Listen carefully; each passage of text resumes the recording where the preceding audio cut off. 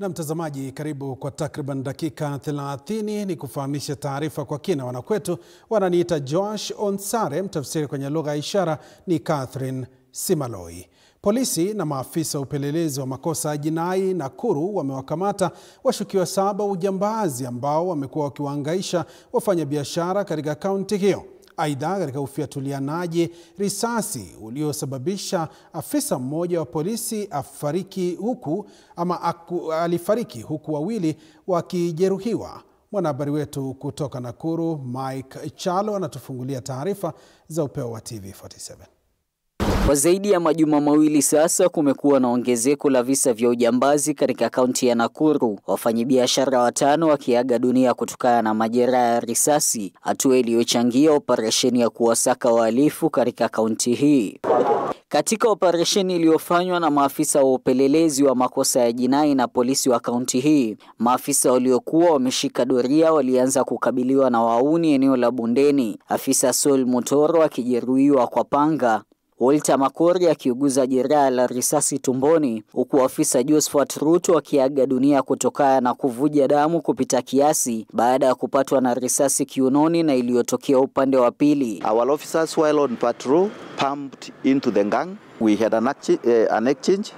Some were injured. Aidha, maafisa wa polisi walifanikiwa kunasa washukiwa 3 katika tukio hili, huku wakitoa taarifa kuhusu wengine waliokuwa katika chumba cha malazi cha Umoja katikati ya jiji la Nakuru, ambacho kilitumika kupanga mikakati ya ujambazi na hatimaye kuonyesha walipokuwa wakificha bunduki hii katika nyasi hizi eneo la Bondeni, ambapo iliwekwa kusubiri saa za kutumika katika ujambazi. Mwanamke anayehudumu katika kibanda hiki pia akitiwa mbaroni kwa tuhuma za uangalizi wa bunduki hii inayokisiwa kutumika kuua wafanyabiashara katika kaunti ya Nakuru. This firearm was found in Bondeni in a place hidden where they could keep the firearm in a place near a Kalonjing Fair. Kwa sasa waliokamatwa wakiwa ni pamoja na William Nyairi Rioba mwenye umri wa miaka 23 na aliyekuwa na alama ya risasi mkononi, Nyari Maluke raia wa Tanzania mwenye umri wa miaka 35, mwanamke mwenye umri wa miaka 43, vile simu 4, laini za simu, tiketi za basi na pikipiki aina ya Boxer yenye usajili KMGA 456X.